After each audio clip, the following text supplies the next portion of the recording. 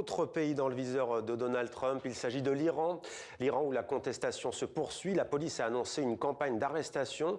Selon un décompte des médias officiels, 12 personnes ont été tuées depuis le début du mouvement, 15 selon des militants des droits humains. Le récit de Mevalo.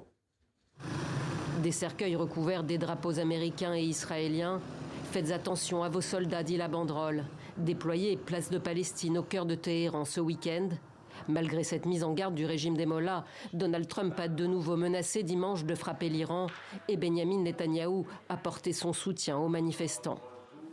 Les actions ou déclarations formulées par des personnalités telles que le Premier ministre du régime sioniste ou certains responsables américains radicaux concernant les affaires intérieures de l'Iran ne constituent, au regard des normes internationales, rien de plus qu'une incitation à la violence, une incitation au terrorisme et une incitation au meurtre. Les manifestations se sont poursuivies ce week-end. À bas le dictateur, scandaient ces manifestants samedi soir dans la capitale iranienne. Cette vidéo amateur montre un rassemblement le même jour dans le comté de Malek-Shahi, dans l'ouest du pays, réprimé à balles réelles. Dans une allocution télévisée enregistrée, le guide suprême a affiché sa fermeté. Il est inutile de dialoguer avec les émeutiers. Ces derniers doivent être remis à leur place.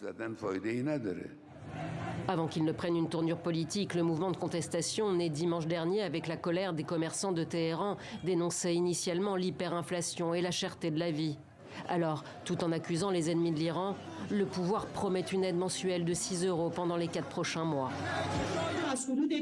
Il s'agit d'un crédit. Il est uniquement destiné à l'achat d'une série de biens et vise à réduire la pression économique qui pèse sur la population. Le salaire moyen en Iran est de 170 €.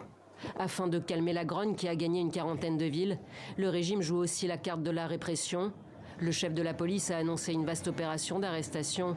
12 personnes ont été tuées selon un décompte des médias officiels.